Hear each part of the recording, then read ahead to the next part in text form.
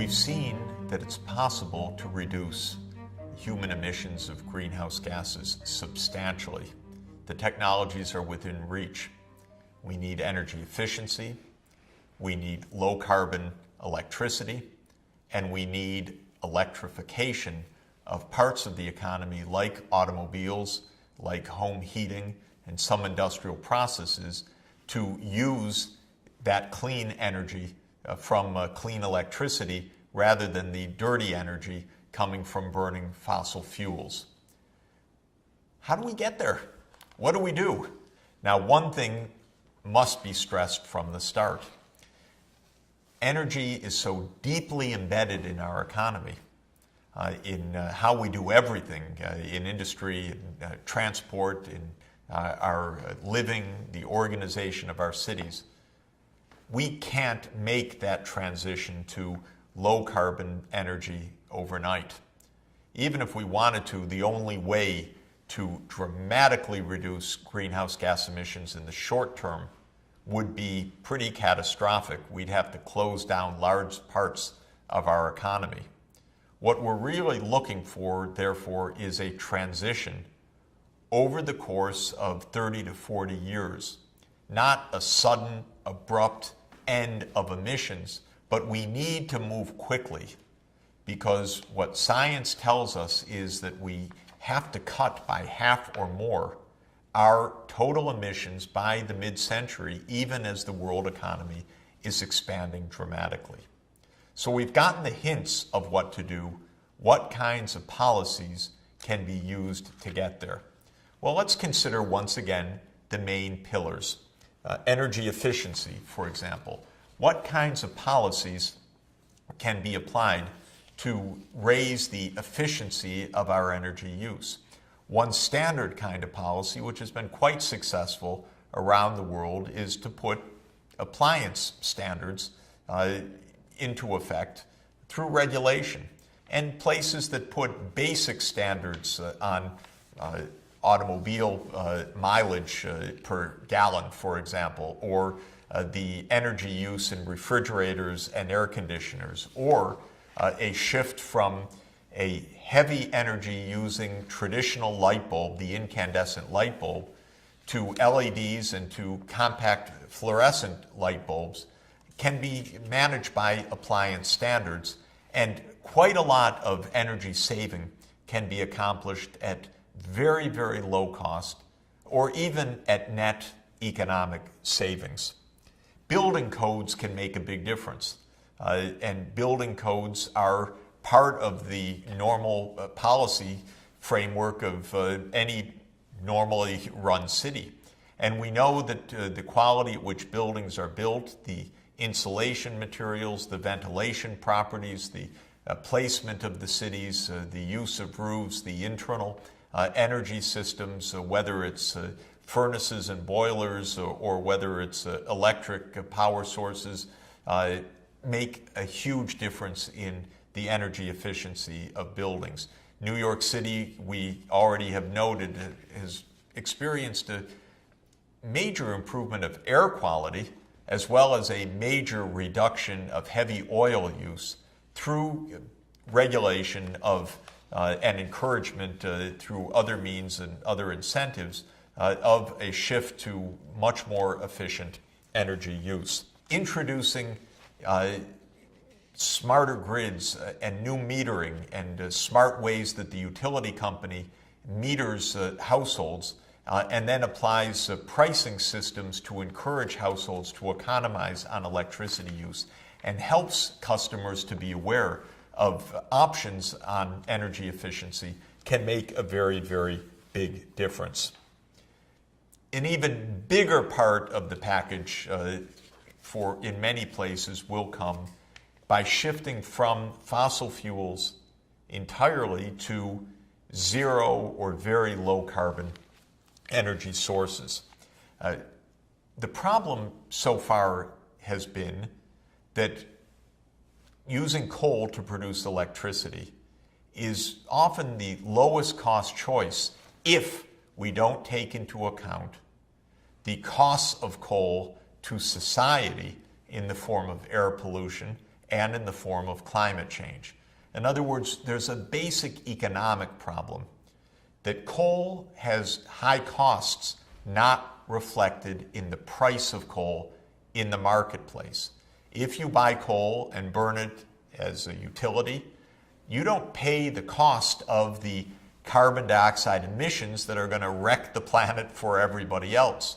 You're imposing a cost on others not reflected in the price that you yourself bear in using that coal. That's called an externality. A utility that is using coal to produce electricity is imposing an externality on the rest of the planet. And by the way, because that carbon dioxide sits in the atmosphere for centuries, it's imposing an externality even on generations that are not yet born and that can't fight back, can't sue the power company, can't protest, can't call on legislators to tell that power company use clean energy sources rather than the dirty CO2.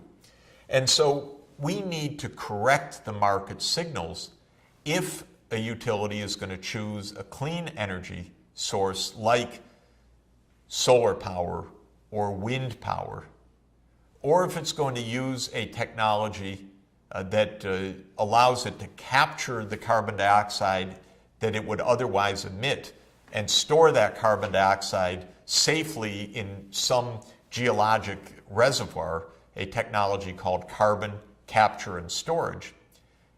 No utility is going to choose the higher priced variety unless it is forced to bear the true costs of using coal, the cost to health and the cost to climate change.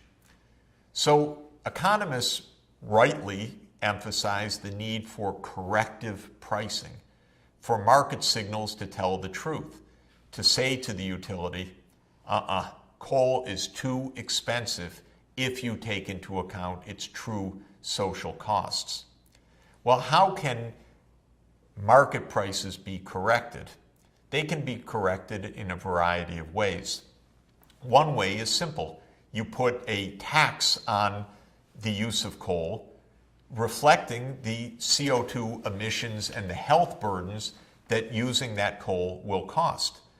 Only companies that capture the CO2 and safely store it wouldn't have to pay the tax on the coal. And companies that use a non-carbon source of energy like solar power or wind power would avoid that tax as well. So the market signal would say, you cannot get away with it any longer using a socially costly form of energy. Because of that tax, there will be a natural incentive of companies and households and builders everywhere to economize or substitute away from coal, oil, and gas and move towards the alternative energy sources that are now less expensive because they don't bear that tax. There's another system that can be used, which is that you're required to have a permit to emit carbon dioxide, and only a few and shrinking number of permits are given out each year. Those permits can trade. A company that has no alternative might buy permits from others, but it's expensive to buy that permit. It's like paying a tax, but instead of paying the tax to the government, you may effectively pay that extra cost to whoever is selling you that permit. It could be the government, by the way. So tradable permits for emissions or taxes on carbon are two ways to correct market prices. Another way to correct market prices is what's called feed-in tariffs. The government says to a utility company or a power generator, we'll buy electricity from you, but we'll pay an extra high price if the electricity that you're bringing into the system is clean. So rather than taxing the dirty stuff, you give an added incentive for power generation coming from wind power or from solar power. These are all ways to tilt the market in the right direction. They're not the end of the story, unfortunately, because we still need to improve the technologies for using the low carbon energy.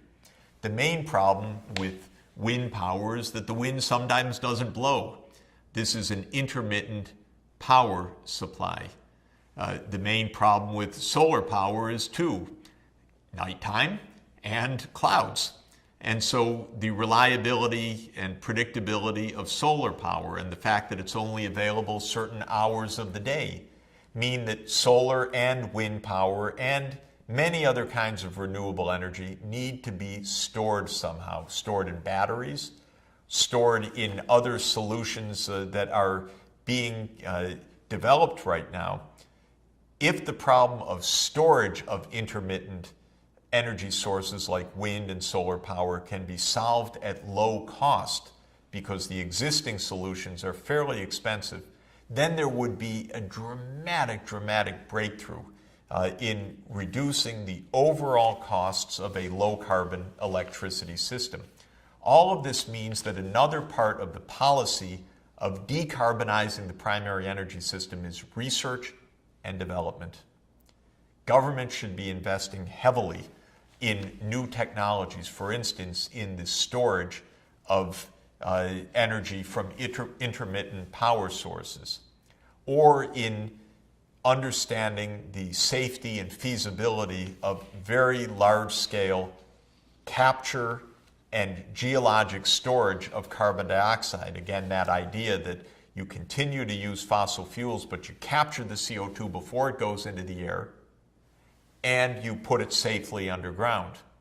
One of my very brilliant colleagues, Professor Klaus Lochner, is trying yet another idea which needs a lot of research and development, and that is to capture the CO2 directly already in the air through chemical means, and then to take the captured CO2 and to store it geologically.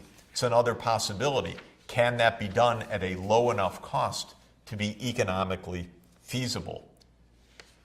In order to tap these low carbon energy sources, though, there's one more point that is crucial.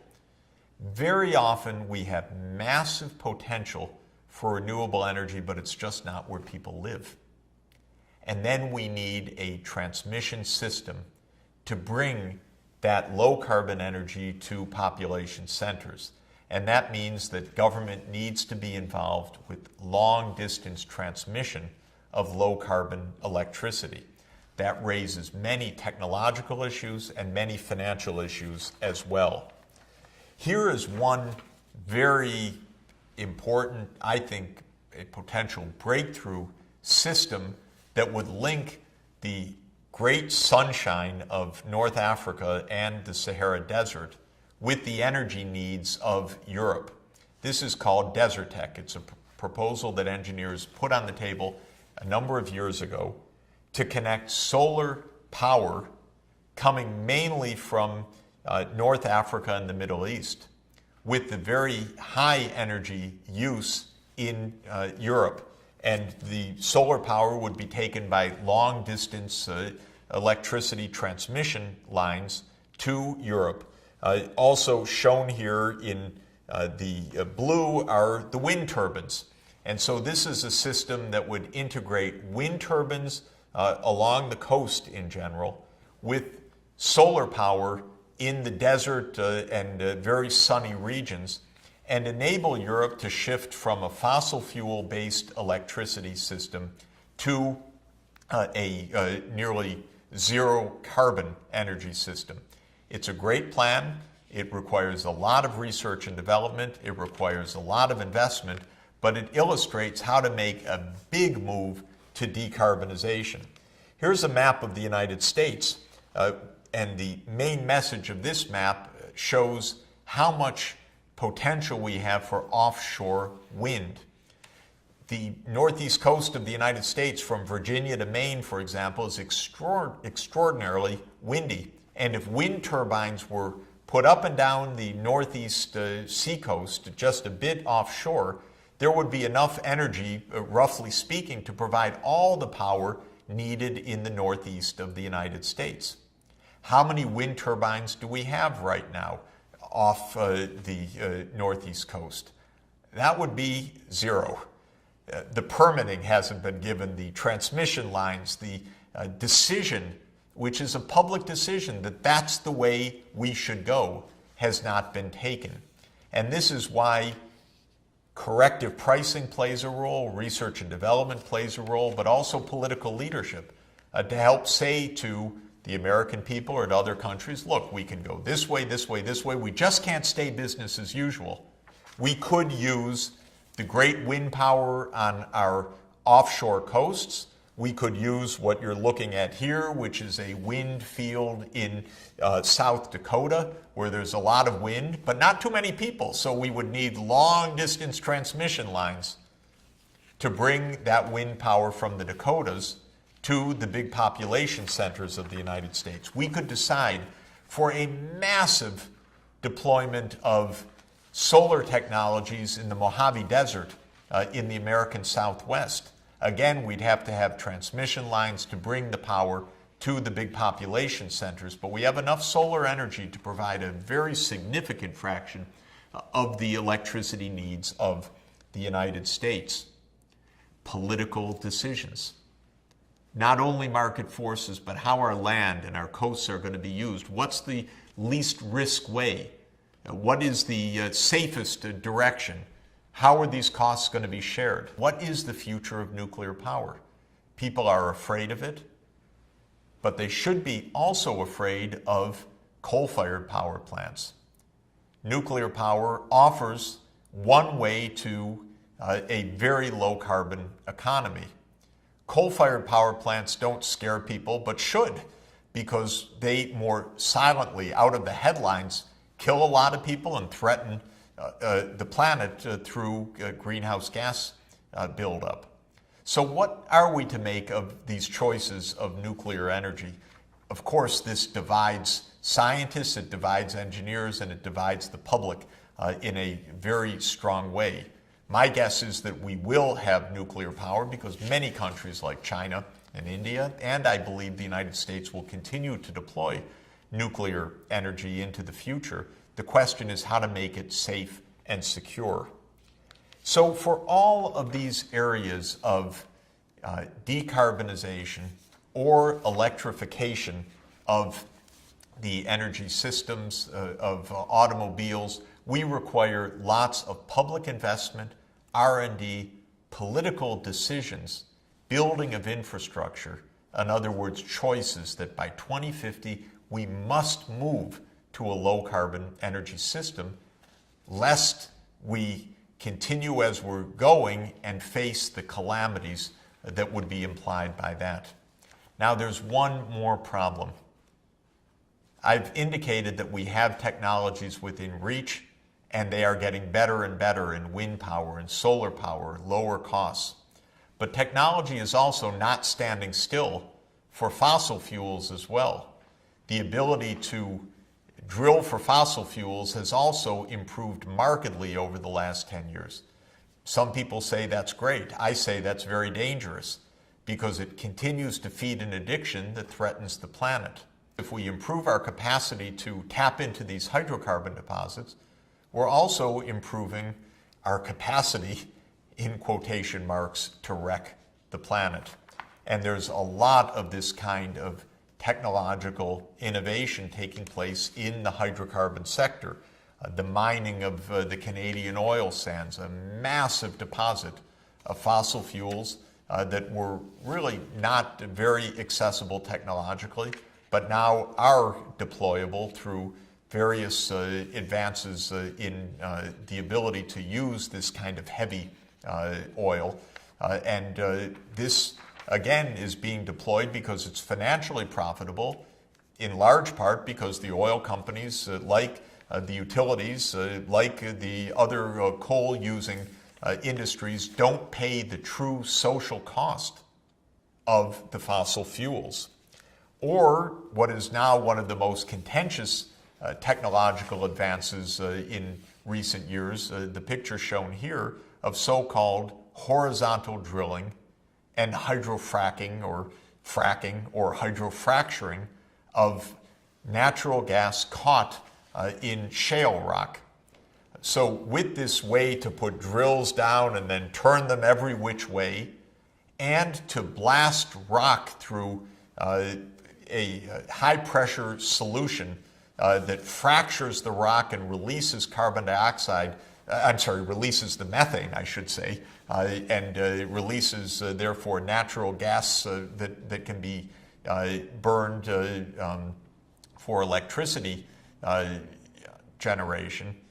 We've expanded, again, the capacity to tap the fossil fuel reserves on the planet, but we have to ask ourselves, are we doing ourselves a favor if we're slowing down the transition that is increasingly urgently needed to mitigate climate change, to head off the worst disasters that will be in store if we continue on a business as usual path?